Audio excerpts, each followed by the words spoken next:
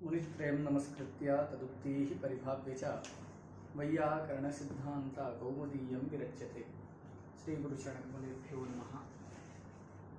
आज की कक्षा में हम लोग अकर्तरी णे पंचमी इस सूत्र का अध्ययन करेंगे। सूत्र में 3 पद हैं। पहला पद है अकर्तरी। अकर्तरी ये जो सप्तमी के एक वचन का रूप। फिर यहाँ यणादेश हो गया है, री में जो इकार रहता है उसको या हो गया है। इसके बाद शब्द है ऋणे, ये भी सप्तमी के एक वचन का रूप। और ये पंचमी प्रथमा के एक वचन का रूप। तो त्रिपदात्मक यह सूत्र है अकर्तरी ऋणे पंचमी। इस सूत्र में हेतु की अनुवृत्ति आती है। किसकी अनुवृत्ति आती है?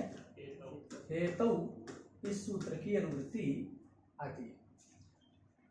देखिए, अर्थ करने से पहले ये जानिए कि सूत्र में पंचमी पद लिखा है, अतः इससे यह स्पष्ट है कि यह सूत्र क्या काम करेगा? पंचमी विभक्ति का विधान करे। ये पंचमी विभक्ति किससे होगी? तो एक शब्द दिख रहा है यहाँ, ऋणे। क्या शब्द दिख रहा है? ऋणे शब्द दिख रहा है। तो ऋणे का मतलब क्या है? तो ऋण एक होता है, हम लोग पहले पढ़ चुके हैं ऋण किसको कहते हैं। तो ऋण से पंचमी करना है। अब ऋण से पंचमी करने का अभिप्राय क्या है? तो यहाँ सप्तमी को देख करके विद्यमानात इस पद का अध्याहार करना है। तो क्या अर्थ करेंगे? ऋणे विद्यमानात प्रातिपदिकात पंचमी। मतलब ऋण को कहने वाला जो प्रातिपदिक है, ऋण का वाचक जो शब्द है, उस ऋणवाचक शब्द से पंचमी विभक्ति होती है, ऐसा अर्थ करना है। तो ऋणे पंचमी का क्या अर्थ हो गया?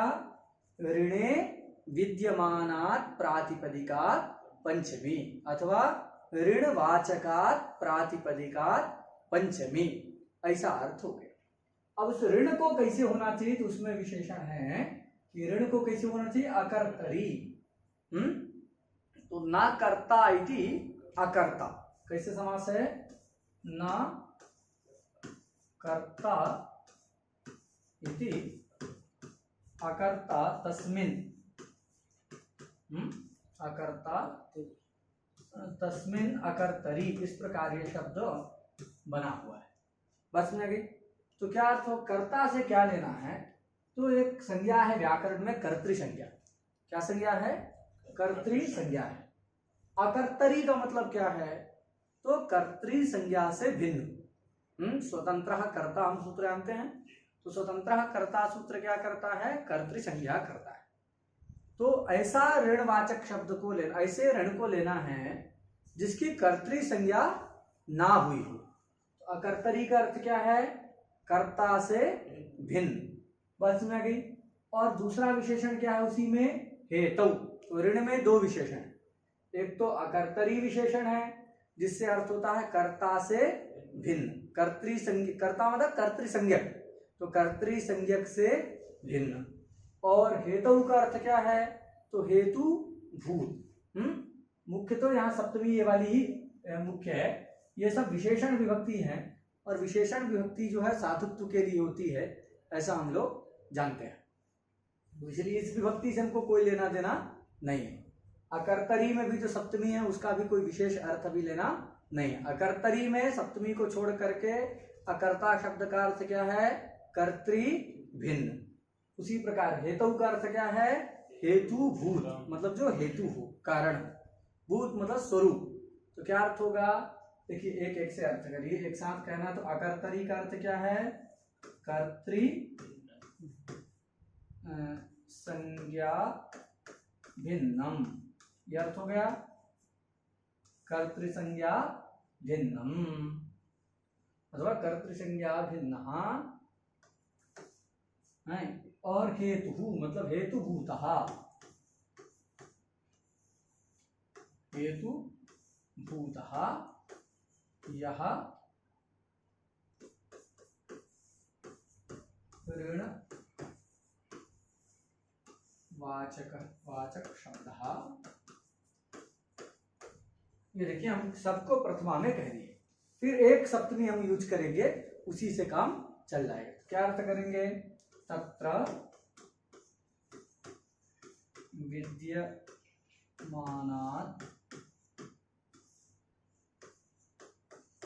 प्रातिपदिकात्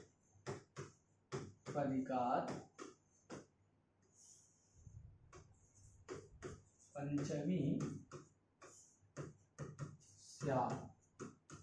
यह जो अर्थ यहाँ पर बनता है, कैसे बनता है समझ में आ गया?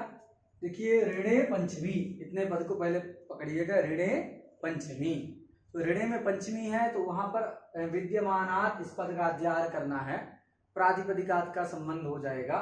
तो अर्थ क्या हो जाएगा? ऋणे विद्यमानात् प्रातिपदिकात् पंचमी। तो ऋणे विद्यमान मतलब ऋण का वाचक जो शब्द है, ठीक है ना? या फिर तस्मिन् कहने की जरूरत नहीं, तस्मात् कह दीजिए। ऋणवाचक शब्द तस्मात्,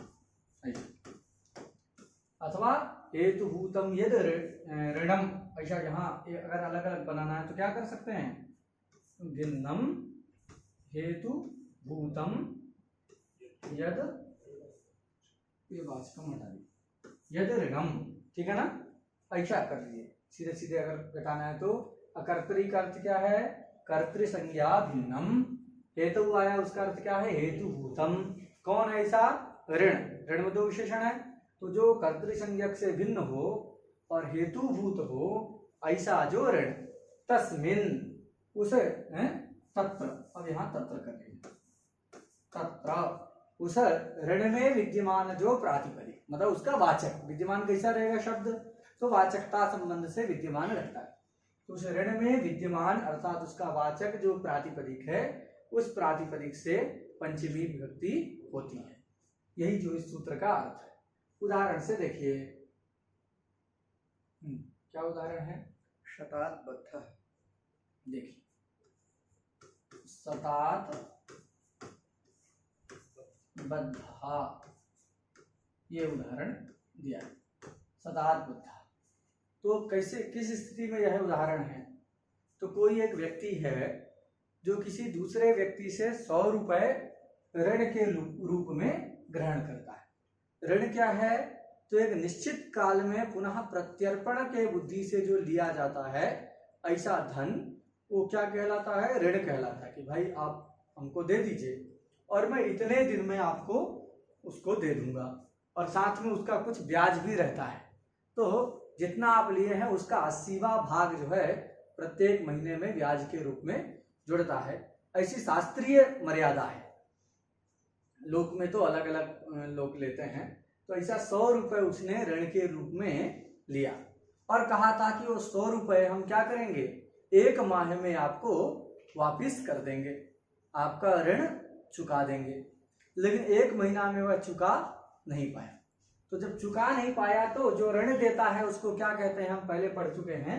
जो ऋणदाता होता है वो क्या होता है? उसको उत्तम ऋण कहते हैं। क्या कहते हैं? ऋणदाता जो होता है उत्तम ऋण होता है, और जो ऋण स्वीकार करता है उसको क्या कहते हैं? अधम ऋण होता है। तो जो अधम ऋण है उसने क्या लिया? ये अधम ऋण 100 रुपए को लिया, लेकिन नियत काल में उसको प्रत्यर्पित नहीं कर पाया। नहीं कर पाया तो उस अधम उत्तम ऋण ने क्या करवाया? उसको कहा भाई बांध करके उसको ले आओ। उस समय लिया था 100 रुपए, आज से 400 साल पहले। तो बहुत मेहनत वो था। अरे भट्टोजी दीक्षित जी कब लिखे थे ये उदाहरण? तो उनके काल में 100 रुपए लिया था, तो उस समय सोने के सिक्के चलते थे। तो 100 जो है सोने की मोहर, उसने सोने के सिक्के उसने लिया, और उसको प्रत्यर्पित जब नहीं कर पाया, वापिस नहीं कर पाया समय पर, तो जो उत्तम ऋण है, मतलब उत्तम ऋण था जो ऋणदाता है, वह ऋणदाता ने क्या किया? कहा कि भाई उसको बांध करके ले आओ। तो वो जो बंध गया, बद्धा। तो यहाँ देखिए, ये जो बधा, कौन बधा? अधमर्ण। शतात बद्धा अधमर्ण। अधमर्ण जो है 100 के कारण जो है बंधा। तो ये बंधन जो हुआ, क्या हुआ उसको जी? बंधन। तो बंधन का कारण क्या है? ये जो ऋण है वही कारण है ना। कौन सा ऋण? 7 रुपए जो ये ऋण के रूप में लिया है, ये 7 क्या है? ये है ऋण। ये ऋण है, और ऋण ही क्या है? उसके बंधन का हेतु है। तो हेतुभूत हो गया ना। और इस ऋण की सत की कर्तृ संज्ञा नहीं होती है, तो ये क्या हो गया सत। ये जो 100 रुपए है ऋण, वह कर्तृ संज्ञक से भिन्न भी है, बंधन के प्रति हेतु भी है। तो कर्तृ संज्ञक से भिन्न हेतुभूत ऋण हो गया कौन, 100 रुपए का ऋण। तदवाचक शब्द जो सत है, उस ऋण में विद्यमान जो प्रातिपदिक है सत, उस प्रातिपदिक से पंचमी होकर के सतात बद्ध ऐसा प्रयोग बनता है। ठीक है ना, कोई दिक्कत। फिर क्या है इसमें, अकर्तरी। अब देखो इसमें एक विशेषण दिया है, क्या रखा है सूत्र में, अकर्तरी। ये पद यहाँ दिख रहा है, दिख रहा है ना, अकर्तरी ऐसा ऊपर कहा है। ये यहाँ कहाँ दिख रहा है, ये कि क्या होना चाहिए उसको, जो ऋण है उसको कर्तृ संज्ञक नहीं होना चाहिए, कर्तृ संज्ञक से क्या होना चाहिए, भिन्न होना चाहिए। हेतु तो हो, जैसे यहाँ बंधन में सत हेतु तो है, और ये क्या है, कर्तृ संज्ञक से भिन्न भी है। ठीक है ना जी।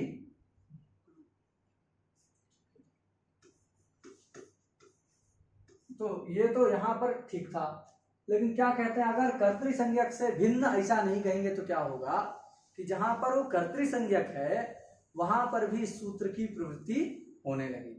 कहाँ, तो क्या उदाहरण दिया है, सतेन सतेन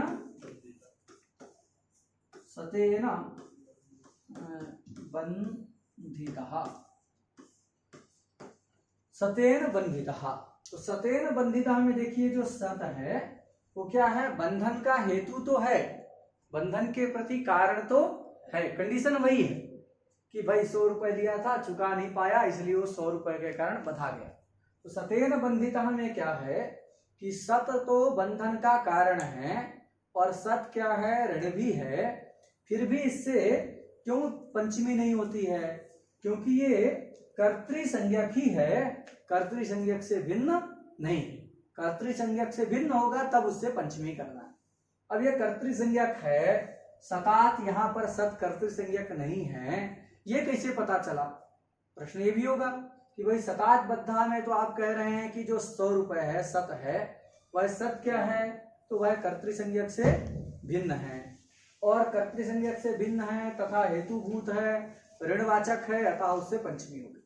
यहाँ पर सतेन बंधिता में जो सत है वह कर्तृ संज्ञक नहीं है, कैसे पता चला, तो कहते हैं देखिए कर्तृ संज्ञक है कैसे पता चला, और वो नहीं है कैसे पता चलता है, तो कहते हैं देखिए यहाँ बंधिता में बंध धातु है ना, और उसी से बनता है। तो क्या करते हैं जी, एक ऋच प्रत्यय होता है, क्या प्रत्यय होता है, ऋच प्रत्यय होता है। तो ये जब ऋच प्रत्यय हो जाता है तो ऋजंत जब धातु बन जाती है, एक ऋच प्रत्यय करने के बाद जो धातु बनती है उसको ऋजंत धातु कहते हैं। और उस ऋजंत धातु का जो अर्थ होता है उसका जो व्यापार का आश्रय, भाई वहां पर 2 धातु मानी जाती है। जैसे हम क्या कहते हैं, प्रयोग करते हैं पठती, है ना, पठती।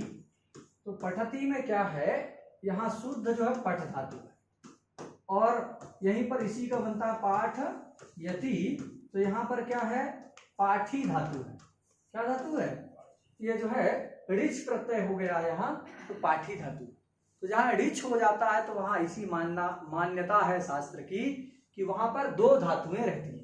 इस पाठयति में ही कितनी धातु हैं, 2 धातु है, मतलब एक तो शुद्ध धातु है, ठीक है ना, शुद्ध मतलब ये जो है पठ वाला है, शुद्ध का मतलब पठ है, और दूसरा क्या धातु इसी में हो, प्रत्ययांत धातु, उसको क्या कहेंगे, ऋजंत धातु। तो यहीं पर 2 धातु माना जाता है। तो क्या होता है, जो ऋच का अर्थ जो व्यापार है, ऋजंतार्थ जो व्यापार है, उसके आश्रय जो उसका जो आश्रय होता है उसकी हेतु संज्ञा होती है। एक सूत्र है तत्प्रयोजको हेतुश्च, सूत्र है तत्प्रयोजको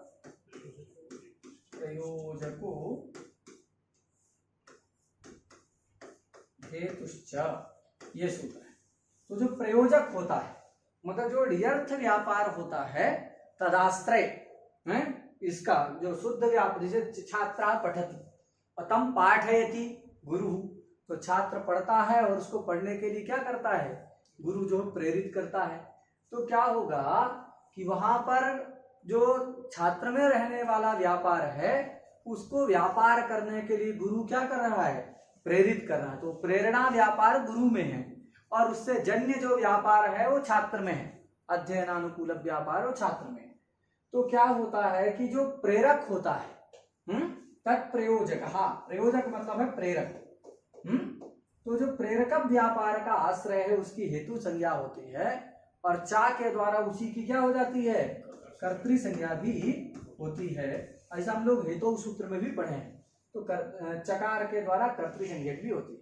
तो यहाँ जो बंध धातु का प्रयोग है वो ऋजंत बंध धातु से ही क्या किया गया है, प्रत्यय किया गया है। ये जो ता प्रत्यय दिख रहा है वह ऋजंत धातु से किया गया है।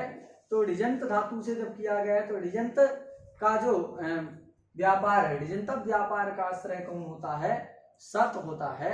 अतः ये सत क्या है, उसकी तत्प्रयोजको हेतुश्चा के द्वारा हेतु के साथ साथ कर्तृ संज्ञा भी हो गई है।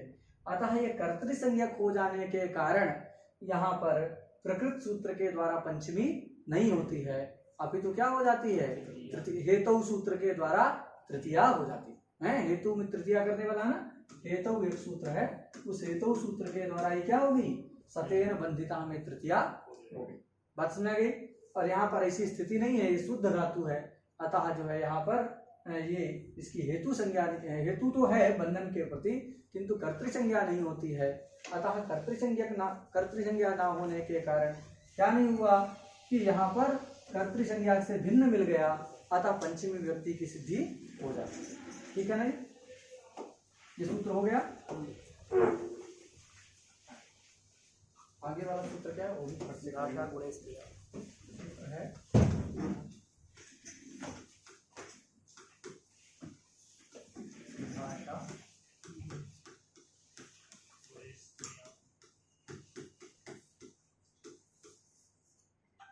देखिए अब सूत्र उपस्थित है, विभाषा गुणे स्त्रियां।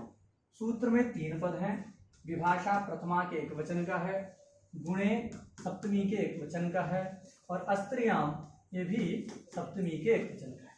पूर्व से संबद्ध ही है, दोनों एक ही प्रसंग में आते हैं और दोनों कार्य भी एक ही करते हैं। इस सूत्र के द्वारा भी क्या होता है, पंचमी विभक्ति का विधान होता है। तो देखिए वहां क्या था, ऋणे पद था, तो हम लोग पढ़ रहे थे ऋणवाचक शब्द से पंचमी होगी। यहाँ ऐसा कौन सा शब्द है, तो यहाँ शब्द गुणे, तो क्या समझ में आएगा, गुणवाचकात् शब्दात् पंचमी, गुणवाचक शब्द से पंचमी होती है। ठीक है ना, गुणे का अर्थ क्या कर देंगे यहाँ पर, ये गुण, ठीक है ना, जो गुण होगा तत्र विद्यमानात् प्रातिपदिकात् पंचमी, ऐसा करेंगे। जो गुण है उसमें तत्र विद्यमानात्, इतना पूर्व की तरह विद्यमानात् प्रातिपदिकात्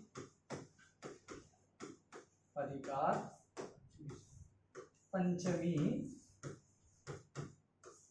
स्यात्। ठीक है ना, इतना तो सेम रहेगा। और गुणे में देखो विशेषण अब विचार करते हैं, विभाषा लिखा है तो विकल्प से होगी, ये बात भी हमको समझ के रखना है। तो गुणे में क्या है, एक तो हेतु सूत्र की अनुवृत्ति आती है, जैसे पूर्व सूत्र में हेतु की अनुवृत्ति थी, इस सूत्र में भी हेतु की अनुवृत्ति आएगी। तो किसमें विशेषण है, गुण में। कैसा गुण होना चाहिए, तो हेतुभूत गुण होना चाहिए। जैसे वहां क्या कहा था कि हेतुभूत ऋण को होना चाहिए, वैसे गुण को कैसा होना चाहिए, तो हेतुभूत होना चाहिए, हेतुभूत, हेतुभूतो गुण। गुण कैसे हो, हेतुभूत हो। और कैसे हो, तो यहाँ वहां क्या था, एक विशेषण दिया था अकर्तरी, उसको क्या नहीं होना चाहिए कि कर्तृ संज्ञक नहीं होना चाहिए था। यहाँ क्या रखा है, अस्त्रियां, मतलब वो जो शब्द है जिससे हमको करना है वह स्त्रीलिंग में नहीं होना चाहिए। तो क्या कहेंगे, अस्त्रियां का अर्थ क्या है, स्त्री लिंग, स्त्री में देख रहेगा ना, स्त्री लिंग भिन्न, ऐसा करें, भिन्नो, स्त्रीलिंग भिन्नो हेतुभूतो यो गुण। ठीक है ना, ऐसे ये गुण के दोनों विशेषण है। गुण कैसा हो, तो एक तो हेतु हो और क्या हो, वह स्त्रीलिंग से भिन्न। तो ऐसा जो गुण है उस गुण में विद्यमान जो प्रातिपदिक उस प्रातिपदिक से क्या होता है, पंचमी विभक्ति होती है। कैसे, विभाषा, पंचमी स्यात् विकल्पेन, इतना जो है ऐड कर देना। अर्थ एकदम स्पष्ट है ना, कि अस्त्रियाम मतलब स्त्रीलिंग से भिन्न हेतु आ जाएगा, उसका अर्थ हो जाएगा हेतुभूतः यो गुणः। ऐसा गुण जो स्त्रीलिंग में ना हो, स्त्रीलिंग से भिन्न हो और हेतु हो, ऐसे गुण में विद्यमान, मतलब उस गुण का वाचक जो प्रातिपदिक है, उस प्रातिपदिक से पंचमी विभक्ति होती है विकल्प से। उदाहरण देखो क्या दिया है, जाड्यात् जाड्येन वा जाड्यात् जाड्येन वा बद्ध, जाड्यात् और जाड्येन वा बद्ध, जाड्येन बद्धा, ये उदाहरण दिए। देखो ये जाड्य शब्द का प्रयोग किया है। जाड्य क्या है, तो जाड्य बनता जडस्य भावः इति, जडस्य भावः, तो जडस्य भावः ऐसा विग्रह करके यहाँ प्रत्यय क्या हो जाता है जी, स्यं प्रत्यय होता है। क्या प्रत्यय होता है, स्यं प्रत्यय होता है। गुणवचन ब्राह्मणादिभ्यो कर्मणि च, गुणवचन ब्राह्मणादिभ्यः कर्मणि च, पहले हम लिखा चुके हैं, 2 बार इसलिए पुनः नहीं लिख रहे हैं। तो आप कौमुदी में देख खोज लीजिएगा कि सूत्र है गुणवचन ब्राह्मणादिभ्यः कर्मणि च, तो गुणवचन ब्राह्मणादिभ्यः कर्मणि च सूत्र के द्वारा स्यं प्रत्यय होता है। तो देखिए गुणवाचक है, इसीलिए स्यं होकर के क्या शब्द बन जाता है, जाड्य शब्द बनता है। जडस्य भावा इति जाड्यम, है जाड्यम धियो, जाड्यम धियो हरति सिंचति वाचि सत्यम, ऐसा आता है। तो जाड्य शब्द बना। जाड्य क्या है, गुणवाचक शब्द है। तो जाड्य क्या है जी, एक गुण है। जड़ता भी क्या है, गुण है। और क्या है, ये स्त्रीलिंग में नहीं है ना, जाड्य भाव में प्रत्यय किया है तो नपुंसक में ही रहेगा ये शब्द। तो जाड्य शब्द तो स्त्रीलिंग से भिन्न हो गया। और बंधन के प्रति क्या है, हेतु है। अरे कोई चोरी करने गए थे कई लोग, तो चोरी करने गए थे तो जो बुद्धिमान थे इधर उधर करके जब बजने लगा, वो अलार्म बजता है ना, तो ऐसा बजा तो सब लोग तो भाग गए। अब वो देख रहा है थोड़ा सा कम बुद्धिमान था, बज कहाँ रहा है तो क्या हो गया, अपनी जड़ता के कारण वो पकड़ा गया। तो उसका बंधन हुआ कि नहीं हुआ। तो बंधन में हेतु क्या है, जड़ता ही जो है उसके बंधन में हेतु। समझ में आ गया ना कहानी, कि चोरी करने गए थे कई लोग, तो सब बुद्धिमान थे, वो हॉर्न बजने लगा तो वो तो सब भाग गए। लेकिन एक नया नया गया था, बुद्धिमान भी नहीं था, वो सोचा कि अचानक रात में बजा कौन रहा है वही खोजने लगा तो सब लोग आ गए, तब तक वो पकड़ा गया। तो बंधन हो गया कि नहीं। तो बंधन में हेतु क्या है, जाड्य, उसकी जड़ता ही बंधन में हेतु है, स्त्रीलिंग से भिन्न है और जाड्य गुण। अतः तदवाचक शब्द से क्या हो गई, विकल्प से पंचमी हो गई। तो जाड्यात् बद्धः विकल्प से करता है, जब नहीं करेगा तो हेतु में तृतीया हो जाएगी, तो जाड्येन बद्धः। अथवा जड़ता मतलब अज्ञानता। तो संसार में भी बंधन कैसे होता है, अज्ञान के कारण ही होता है। ज्ञान हो जाएगा तो मुक्त हो जाएगा, हैं? ज्ञान के बिना मुक्ति नहीं होती। ऋते ज्ञानान न मुक्ति ही, ठीक है ना। गुणे, तो देखो ये अब इसमें क्या है, गुणे कहा गया था, ये कहा गया है कि गुणवाचक होना चाहिए। यहाँ देखिए ये दिख रहा है ना, गुणे इति किम, ये पूछ रहे हैं कि ऐसा क्यों कहा कि उसको गुणवाचक ही होना चाहिए। इसलिए कहा कि अगर गुणवाचक नहीं है तब इस सूत्र की प्रवृत्ति नहीं होगी। वहां तो हेतु में क्या हो जाएगा, तृतीया विभक्ति ही हो जाएगी। क्या दिया, धनेन कुलम, कुलम, धनेन कुलम। तो देखिए धनेन कुलम में क्या है, कुलीन होने में क्या कारण है, धन।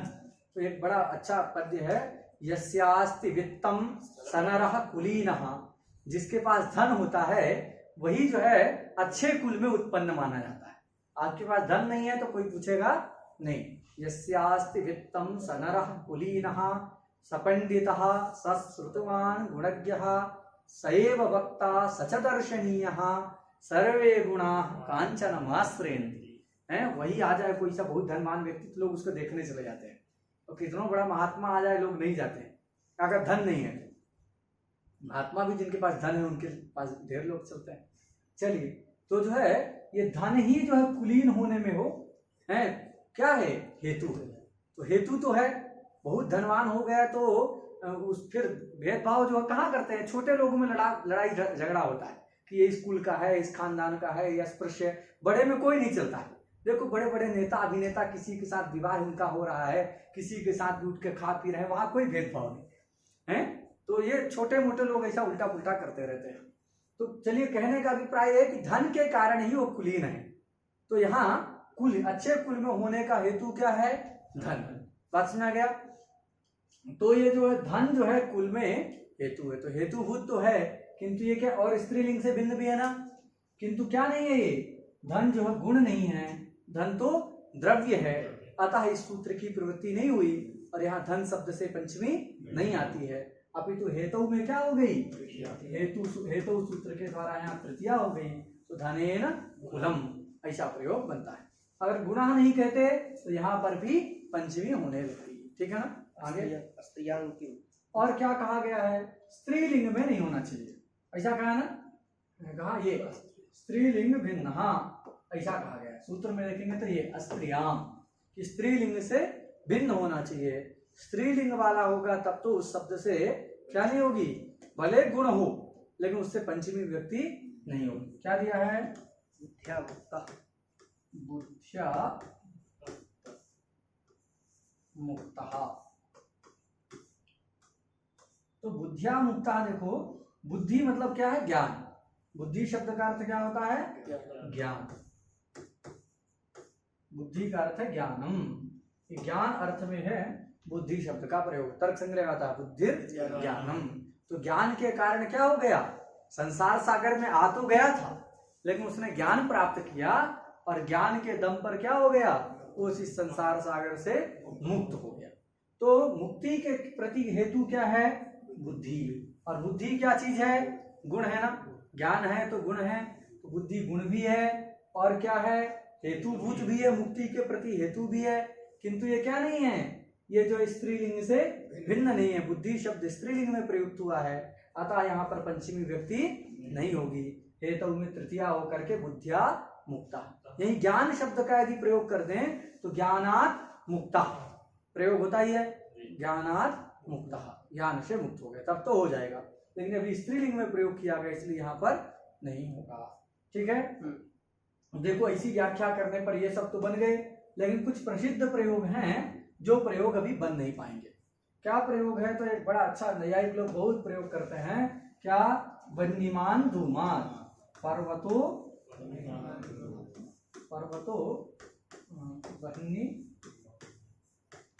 वन्यमान, पर्वत कैसे है, आग वाला है, कैसे, धूमान, ऐसा प्रयोग करते हैं। पर्वतो वन्यमान धूमान। अब ये धूमात में पंचमी नहीं हो पाएगी, हो क्या नहीं हो पाएगा, ये धूमात शब्द में पंचमी विभक्ति नहीं हो पाएगी। क्यों, धूम हेतु तो है, वन्नी का ज्ञान कराने वाला है कि नहीं, तो वन्नी का ज्ञापक है, अर्थात वन्नी के ज्ञान में हेतु तो है। स्त्रीलिंग में भी नहीं है, लेकिन क्या नहीं है, ये गुण नहीं है। धूम कैसा नहीं है, ये गुण नहीं है। तो जब गुण ही नहीं है तो गुण ना होने के कारण क्या नहीं होगा, पंचमी व्यक्ति नहीं हो पाएगी, तो धूमात कैसे बनेगा। एक ठीक है ना, ये नहीं बन पाएगा। और एक क्या है, अनुपलब्धे है, ऐसा प्रयोग करते हैं मीमांसा में, कहते हैं यहाँ घड़ा नहीं है। क्यों नहीं है, कहे अगर घड़ा होता तो उसकी उपलब्धि होती, जैसे पेन दिख रहा है वैसे घड़ा भी दिखता, नहीं दिखता है इसका मतलब नहीं है, तो एक उपलब्धि प्रमाण होता है। तो क्या कहते हैं, घटो नास्ति है, यह घटो नास्ति है, क्यों, तो देते हैं अनुपलब्धे है। बात सुनेंगे, ये भी प्रयोग होता है। अनुपलब्धे में देखो पंचमी है कि नहीं है। अब ये क्या है, अनुपलब्धि जो है यहाँ क्या नहीं है, ये स्त्रीलिंग में ही है, स्त्रीलिंग से भिन्न नहीं है। उपलब्धि मतलब हो, अनुपलब्धि मतलब उपलब्धि का अभाव, अथवा उपलब्धि का मतलब ज्ञान का अभाव। उपलब्धि शब्द का अर्थ ज्ञान भी होता है। सूत्र है, क्या है, बुद्धि उपलब्धि ज्ञान मित्यनर्थांतरम, ऐसा एक सूत्र है। बुद्धि उपलब्धि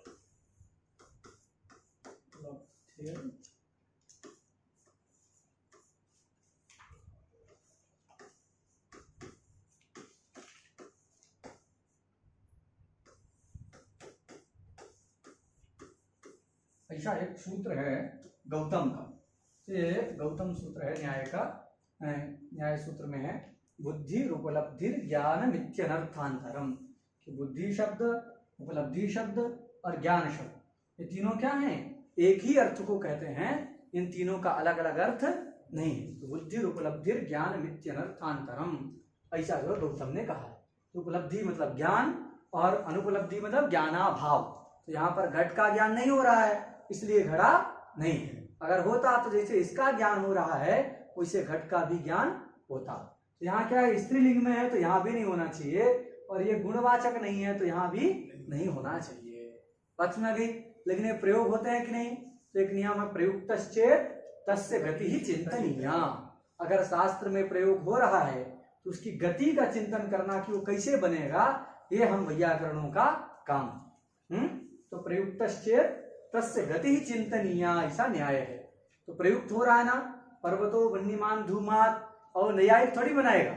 न्यायिक तो वहां धूम की बनने की सिद्धि ही करेगा।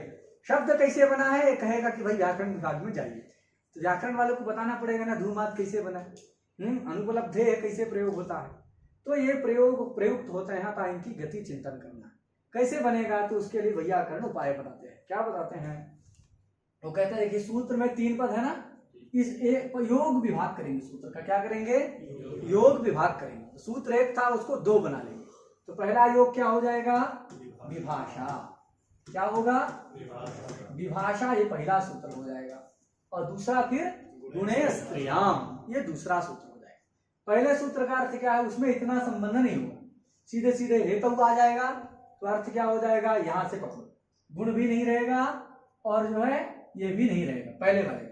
तो हेतुभूत, जो हेतुभूत शब्द है उसमें विद्यमान जो प्रातिपदिक, उससे पंचमी विभक्ति होती है विकल्प से। बात सुना गई? तो ये देखो हेतु है ना, यहाँ बन्नी धूम हेतु है, तो हेतु में विद्यमान जो प्रातिपदिक है धूम, उससे पंचमी हो जाएगी। यहाँ कुछ दूसरा निमित्त नहीं चाहिए, यहाँ भी अनुपलब्धि में भी हो जाएगी। तो इस प्रकार योग विभाग कर ले। दूसरा वाला क्या है? गुणेन आस्त्रियाम, इसमें विभाषा की अनुवृत्ति आ जाएगी, हेतु आ जाएगा, तो पूरा यही वाला उसका अर्थ बन जाएगा। अब प्रश्न ये है कि फिर दूसरा जरूरत क्या है? भाई विभाषा सूत्र है, वो कहता है कि जो हेतु है उससे क्या होती है, हेतु में विद्यमान प्रातिपदिक से पंचमी विभक्ति होती है विकल्प से, तो सब जगह उसी से हो जाएगी। जैसे यहाँ हो रही है, धूमात में हो रही है, उसी प्रकार बुद्धिया मुक्ता में भी हो, मतलब क्या बुद्धिया ने क्या था, सतात बद्धा है, नहीं जाड्यात बद्धा, तो जाड्यात बद्धा में भी हो ही जाएगी। तो सब जगह इसी से पंचमी हो जाएगी विभाषा योग के द्वारा। गुणे स्त्रियाम फिर क्यों बनाना? तो उसके कहते नहीं नहीं, ये योग विभाग किया गया है। योग विभाग किस लिए होता है? तो हम लोग पढ़े हैं इष्ट सिद्धि के लिए। योग विभाग किस लिए होता है?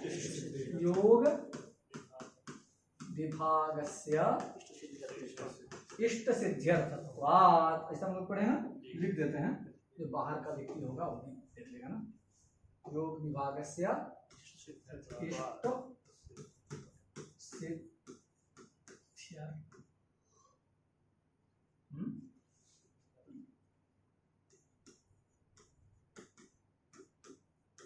ठीक है। योग विभागस्य इष्ट सिद्ध्यर्थत्वात्, तो योग विभाग तो केवल इष्ट सिद्धि के लिए।